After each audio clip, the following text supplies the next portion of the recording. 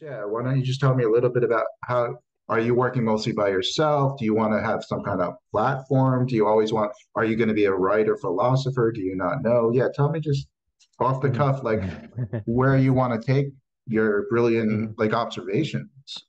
Okay. Um, so the first thing that feels relevant to say is that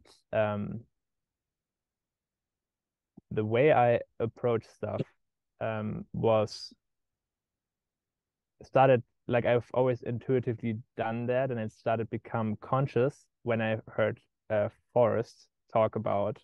So he always finds triples. Like Right. everything is basically Yeah. qualias. Comes in It's always triples. comes in triples. It's always Yeah, light, darkness, and their relationship, for example. exactly. And Yeah. darkness is the absence of light, and all of that stuff. Like everything is in trinities. The relative plane is yin yang and their relationship. Yeah. So one of these triples is that Forrest kind of found, discovered, and shared is like simplicity, complexity, and clarity. And here's this disclaimer is important again. Use it intuitively what I say because I know more, getting to know more of the people around Forrest, and hopefully at some point also Forrest himself. I think he reads it quite differently than I do, but the way I read that is like, so he said, com basically this whole game, the liminal web, whatever you want to call it, effort, Yeah. faceshift of humanity effort in a sense is like there's this ridiculous amount of complexity that's like exponentially growing. And now with AI, it's just getting totally ridiculous. And we are kind of trying to steer that complexity towards some world worth living in. Something that all of us resonate with. At least the people that are conscious about that Yeah. are part of that group. And Forrest says, so you cannot steer complexity with simplicity. So the way I read it is, for example, like the Ten Commandments can't get you forever all the way there because there's no commandment about how to use Twitter, whatever. Like think the territory evolves, so the map has to evolve. So simplicity doesn't do it. But he says complexity also doesn't do it.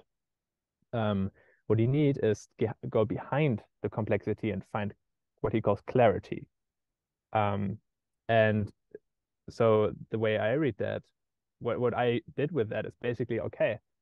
So if the whole relative plane consists of trinities, and basically they're kind of interlocking their relationship, um, then behind any meaningful dynamic, no matter how complex, there has to be some geometry, some trinity behind that I can find and identify. And this thing then is this is where I should focus my attention to steer that complexity. And I need to say a few more things about that to really make it land. So Mhm. when I got into like this the holochain community a bit early on, someone shared with me a video called the upward spiral.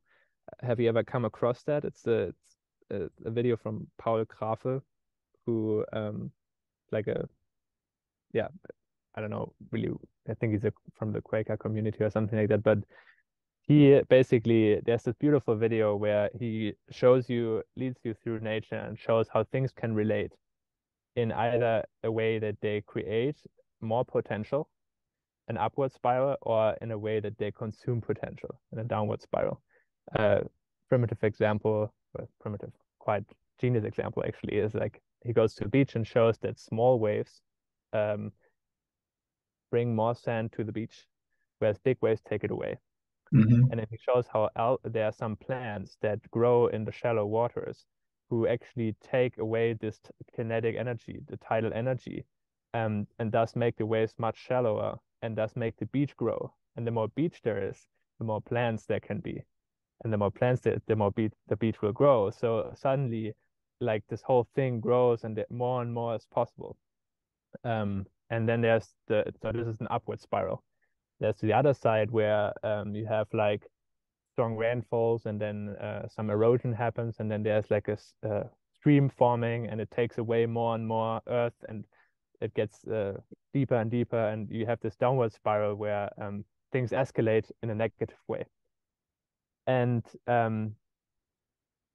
now combining this understanding that it's all about the quality of the relationship, basically, with the immanent metaphysics, for me was a big revelation, because if everything is constructed out of trinities, and there I go back to Taoism, where it says the yang has to be in service to the yin, the masculine has to be in service to the feminine, the seen in service to the unseen.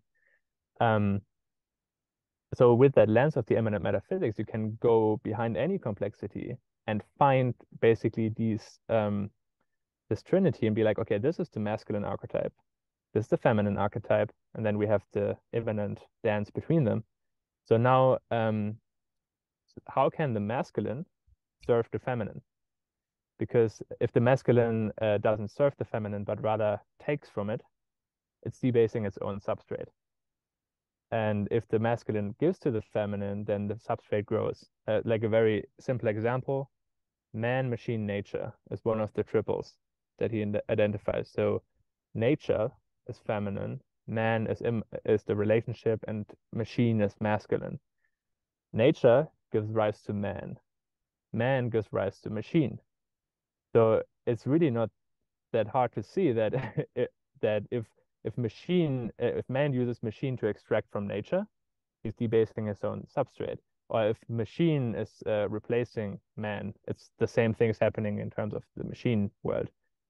So it's quite obvious, like it's not an absolute statement, this is the right thing, but relatively to you being like, I want to create more potential, I want to create a more beautiful world, it's quite clear that there's a right and a wrong answer for how to do it.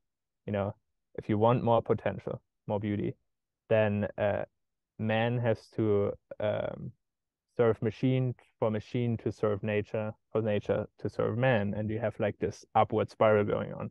What we're doing right now is pretty much the opposite. So yes, this is kind of a way of relating to and perceiving reality that for me it's quite intuitive. Like it's not super formal. Like you always have to feel and think through any situation. But Yeah.